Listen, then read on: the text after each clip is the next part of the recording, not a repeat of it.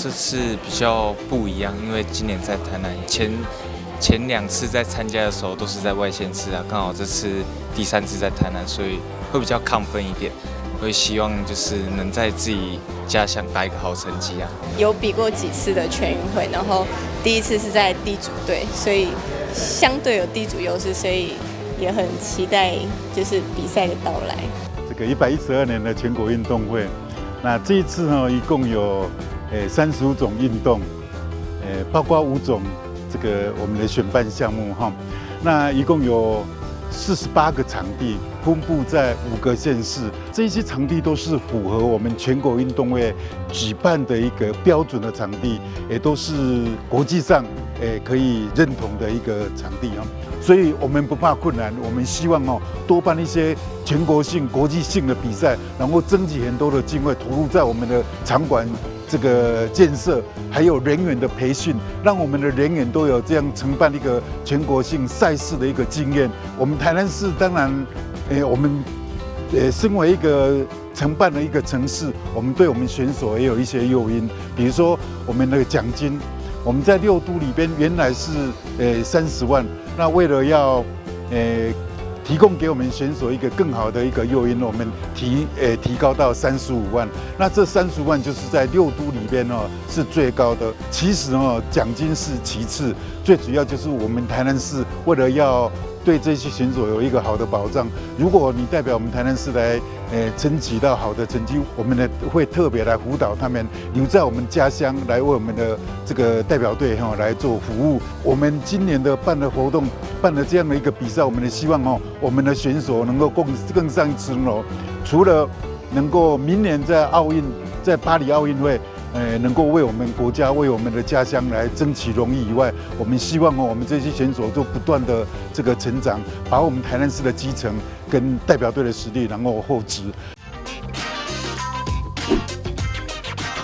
掌握施政3分钟，台南进步向前冲。欢迎大家来到台南。2023民国112年全国运动会就在台南哦。我想今年台南好山好水，而且好吃的东西太多。明年2024年是台南400，所以说我们很多的活动同时在台南举办，所以欢迎大家在10月21日到26日精彩的10月、光辉的10月来到台南参加全国运动会。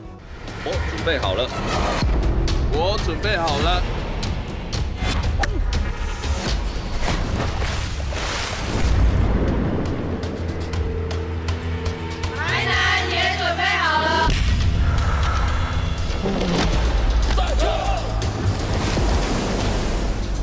2023全运会，欢迎来台南，我们都准备好了。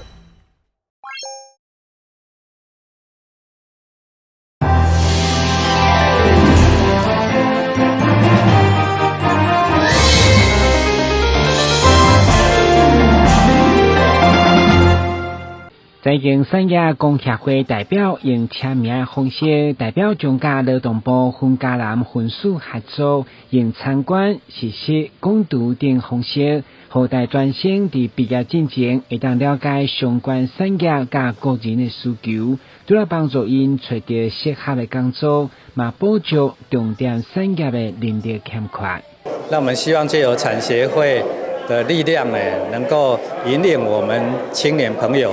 投入这些产业来工作包括我们安排企业参访或者是企业提供实习的机会，或者是攻读，乃至于我们正式的工作机会，那可以协助青年人可以事半功倍，减少摸索的这个时间。那希望台湾在重点产业的人才的缺口，可以借由这个计划让青年朋友快速的对接，然后有很好的职业发展。在场工协会各组代表无同领域的产业，对着分嘉南分署整合就业服务甲职业训练的资源相当肯定，嘛强调无的确拢爱刻入去电子科技才有前途，只要青年有正面的态度甲价值观，因拢愿意提供机会。产业要动起来的话，必须要年轻人带动这些产业进来，所以不能只是科技业，所以让年轻人来进来先了解。他可以用在学的时候1年至2年来了解这个产业，但是发现产业区上很多很好玩的东西，很多美妙的东西，他可以去享受，不是说在科技就在科技才叫科技人，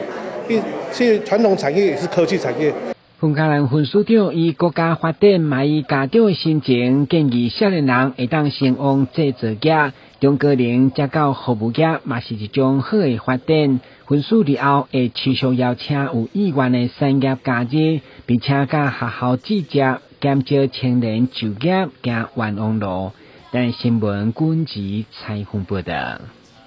嘉义运动伫个电视机头前展现活力形象的艺人何梅，首次挑战1公滑轮的溜冰选手。何梅坦承，距离国小接触直排轮已经是120当前，今仔日实际到竞速场来体验。一方面甲选手做伙练习，另外嘛感受场地的舒适感。今天我刚刚看他在那边体验，好紧张啊！对，因为一开始我只有国小的时候接触过，然后没想到事隔了10几20年之后再滑起来，很舒服哎！因为它的那个微风徐徐吹来，然后就算全身性就是一直在发汗，但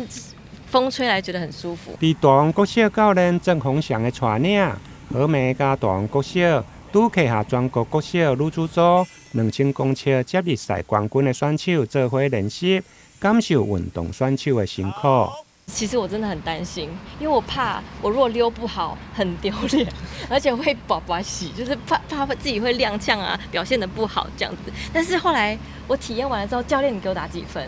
？100分。本来想要打超过100分的。总分是1000分吗？开玩笑，但是我刚看哦，何美真的好认真哦，真的是好难得，真的好好玩呢。市府开了将近9500万，兴建台湾第一座国际标准的用大滑轮溜冰场。除了感谢体育署的补助，另外市府还佮加编了2100万，增设夜间的照明，希望对着培育选手有真大的帮助。觉得超新，而且它设备非常好，尤其是我觉得它的照明设备，因为如果有些地方的场域外面的室外的场地有是没错，可是你刚才说的那个照明设备，我觉得它是可以提供选手们更好训练的地方，因为晚上是比较舒服的天气，这是内行的，因为我们的很多的选手白天不是有工作，就是要上学，那所以说利用黄昏或者晚上的时间，所以说黄伟哲市长听到教练这么讲以后，就马上大话不说第二句话，2100万就追加下去，所以才有今天的场地。我想要培育一个优秀的好的选手，我们就必须提供好的设备跟场地给他们。那我们也希望就是刚刚我讲的，我们有更多的杨和珍，更多的好手在这个地方产生。全国运动会体前赛滑轮溜冰竞速比赛将对10月12到14伫个用大滑轮溜冰场来登场。到时全国的好手拢会聚集，艺人何美甲台南市政府嘛欢迎民众做伙到现场来观赛，并且为选手来加油打气。台南新闻林根采访报道。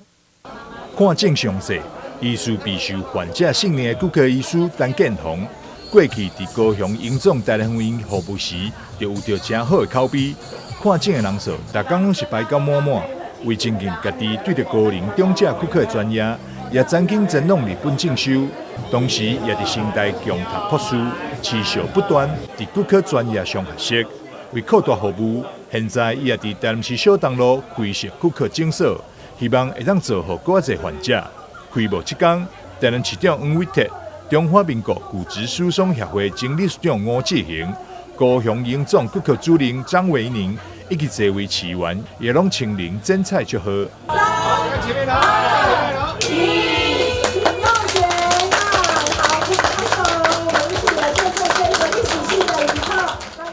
剪彩过后，院长陈建宏也带着所有贵宾参观诊所设备。黄伟哲伫参观过后也表示，陈建宏医师伫骨科领域有所钻研成就，这次自行开业。也为社区医疗加入了一位重要生力军。陈医师啊，事实上在骨科的领域有很大的这个钻研，有很大的成就。那你知道我们年纪稍微有点大，就会很在意自己骨质密度会不会有骨松。那也希望说这个能够保持健康。这不仅是有了问题才来找陈医师平常他所做的卫教，还有帮忙能够教导你如何去保养自己的身体，保养自己的骨骼。那这个部分反而是很重要的，预防胜于治疗。一位医师的优秀，不单单要在医院里头做得好，更重要的是能够把预防医学推展到社区里头，这才是最难能可贵的一件事情。做这件事情要有很大的勇气，当然要有智慧，更重要的是要有体力。我想我们陈建宏医师这3样都有，可是呢，他还有一样呢，很多人没有的，那就是最好的人缘。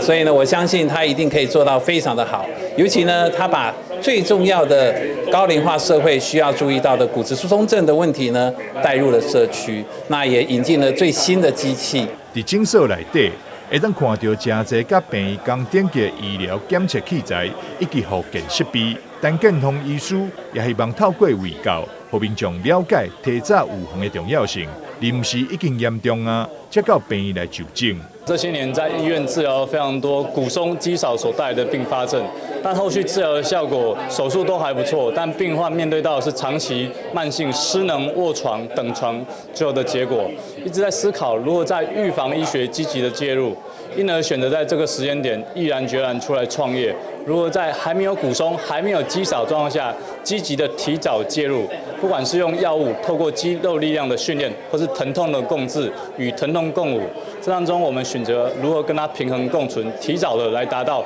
增肌减脂、预防延缓失能，而不是等到失能了再来思考我们肠道里面如何的赋能，因为这个时候很多时候都已经有点太晚了。所以这一次我选择出来创业，希望在台湾老化即将面对到超高龄的社会里面，做一个不一样的诊所。诊所开幕7天，现场嘛来了真侪医界贵宾，以及侪位理长好朋友前来祝贺。清代高龄运动职工团队也特别为诊所开幕，再来精彩表演。由此嘛会当看到陈建宏的好人缘，以及医术备受社区民众信任。记者张世伟采访报道。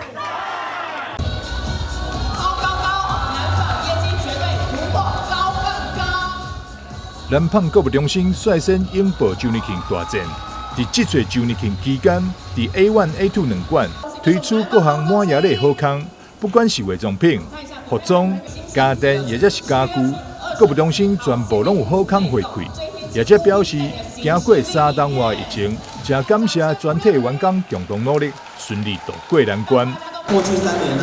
在疫情的期间啊，我们共同经历了无数的一些挑战。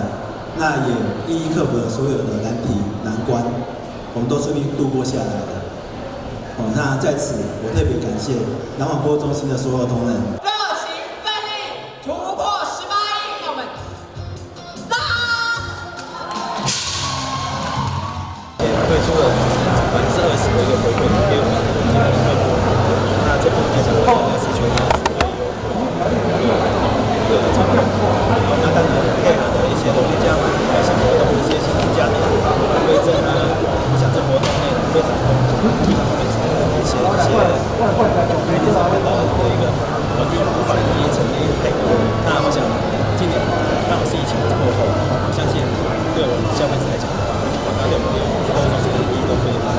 那希望说通过这次周年庆，让大家感受到其实大概加3个新大家我在10月会出现，会带给我们更完整的。使用会员卡或者是联名信用卡消费，就有独家优惠。而今年购物中心也甲电子支付平台 LINE有经深度合作，除了现买现折扣，更有机会会当得到独家好礼，趁着疫情过后，过来消费广大市场。南胖期待推出予消费者上有感回馈。在整个周年庆当期，会当突破18亿相关的业绩目标。记者张世伟采访报道。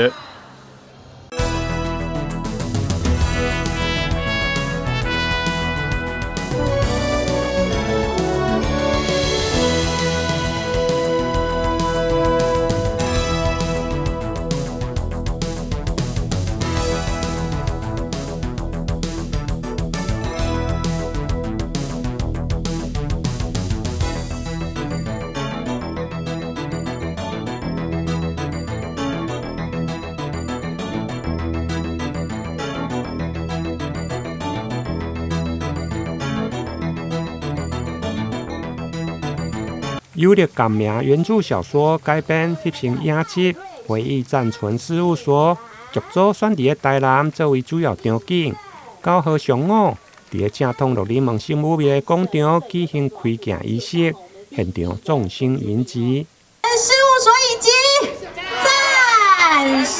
开进大吉，收视长虹。谢谢，非常感谢啊，谢谢。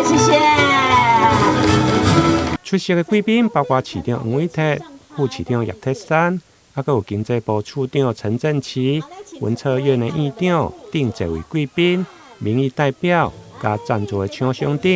预祝影集拍片用的顺利，收视长虹。回忆战存事务所的开镜，那也非常感谢所有的剧组能够来到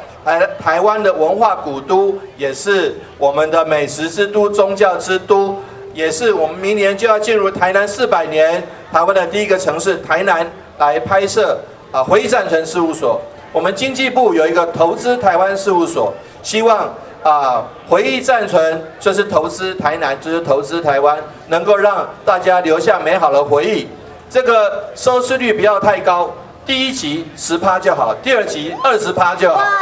谢谢。以后平均维持30%就好。内容产业是咱的未来。今仔日伫台南这个遮尔有乡亲、有土地、有阳光、有热情的所在，来推动咱这个回忆战存事务所这影视的开拍对咱台湾经济是上好、上正确的路途啊！阮经济部伫遮用全力来支持啊，希望这个拍片会使完成的成功。很开心这一次以共同出品人的身份来参与这一次我们的开镜回忆战存事务所。那预祝我们回忆战存事务所一切拍摄顺利，影集大卖，收视长虹。代表乐林门圣母庙、乐林门妈，欢迎来大家来这台湾上悠久，嘛是第三处重建台湾上大的妈祖庙安尼，而且咱也祝福咱今仔日这个战存回忆事务所这个拍片会当顺利圆满，跟收视长虹。这部回忆战存事务所第1季将以10集，每集60分钟，由着庄凯勋、蔡瑞雪、张景兰、加伊正等人来主演。故事是主角经营一间回忆战存事务所，运用易容加角色的互换，因为题材特殊，是过去影剧唔捌试过，具有创新加突破。不只希望是这部作品一定会大卖，因为这个作品题材非常的特殊，然后相信是现在很多剧集里面还没有尝试过的一个题材。然后在这次里面呢，我饰演的这个角色跟凯勋，我们会有角色互换的一个部分，所以我本身也相当期待这样一个角色。等于我一个人要饰演2种个性，所以对于我自己来讲，可以说非常有发挥。然后这次又配到一个这么漂亮的老婆景兰 ，OK。那也是第一次跟他合作，那希望在合作当中可以擦出很多火花。对，因为这个戏其实回忆战存事务所，它其实讲的跟我们透过易容、透过 Fast Off 去解决个案的问题，所以大家我觉得最大的亮点是大家在看的时候，可能看到后来怀疑说，义正是不是凯勋啊？凯勋是不是义正啊？景兰是不是？对，彼此之间都有很多的角色互换的。对。觉得会有比较大的挑战是，除了角色本身设定跟以往的个性不太一样，然后跟也没有尝试过这种类型的角色，然后大家到时候知道说我会面临到什么样的挑战。那除了角色本身的挑战之外，也是会可能看着他脸，但是其实是有别的，他是另一个角色，对，是另外角色出现，所以其实演员互相的对于样貌的认知跟内在的认知，其实我们也需要花很多时间去建立。然后我觉得观众会觉得蛮有趣的，然后应该会掀起蛮多讨论度，所以我们其实也非常认真准备，那也希望大家可以多多期待我们的戏。剧组团队对今年3月陆续在台南来取景，因为导演本身是台南人，因此选定台南作为主要的场景。全剧的场景拢在台南。这段时间嘛，将由市府文化局来全力协助。台南新闻员跟采访报道。基美病院医科部主治医师陈俊宇表示，开放性的动脉导管是先天性的心脏病的一种，发生率大约是1/1000。大部分的新生儿拢会渐渐来关闭，但如果动脉导管无法度来关闭，就必须要靠药物。现在基比病院导入心导管介入关闭器的手术，就会用个成功来封闭动脉导管，唔免来开大刀。开放性动脉导管是先天性心脏病的一种，发生率大约是1/1000。通常在出生的前几天，这条血管会存在，但是它大部分都会随着天数逐渐闭合，就没有产生症状。但是大约有1%，它是会持续的打开。那这种状况的，如果持续有的话，在婴儿可能会考虑用一些药物，但是如果它持续开放的话，到了再大一点的小朋友，我们就会建议要把它处理。假如他有症状，包括他有心律不整，或者是心脏扩大，或者是持续的心杂音，导致的一些，比如说我的发育迟缓，或者是体重长不大，或是喂食困难等等的症状，那我们就会建议去治疗它。那现在的医疗技术非常的进步，那主要的方式都是用心导管去帮它关闭。那不仅不需要开刀，敞开心胸，那术后的恢复也非常的快，那术后的并发症其实也非常的少。亲像这名5岁的小女童，因为最近2天来一直有心杂音，后来经过心脏超音波的检查，发现开放性的动脉导管合并左心室的轻度扩大。在今年8月份，利用心导管介入关闭器的手术，才成功将动脉导管来封闭。所幸经奇美医院陈俊宇医师与心导管室团队的协力合作下，完成心导管动脉关闭器治疗手术，成功治愈。有好一点吗？有。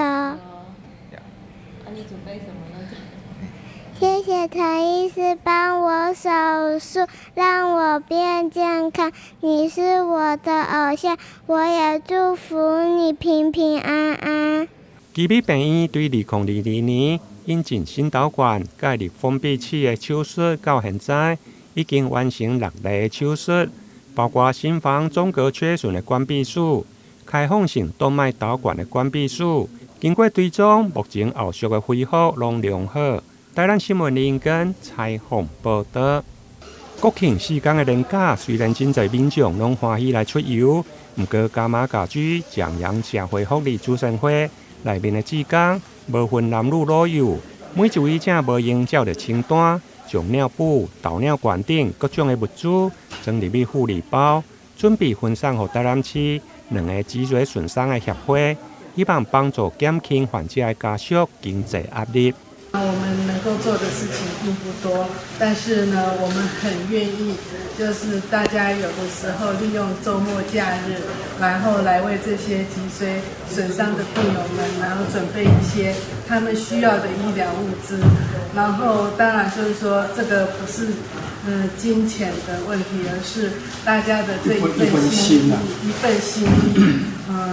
希望就是说多多少少可以让他们在你这样子的生病的这个当中，可以感受到其实他们是被关怀的。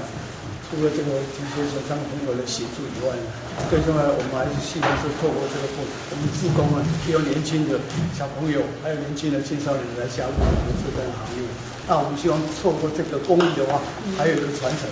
另外呢，当然这个我们的服务对象是希望说能够达到每一个需要的人都能够给予协助。所以说在整个物资上，也希望社会大众还有医院的话可以共享盛举，可以跟我们讲基金会这边来做联络。那我们这个部分的所有的物资呢，都是客制化的，就是说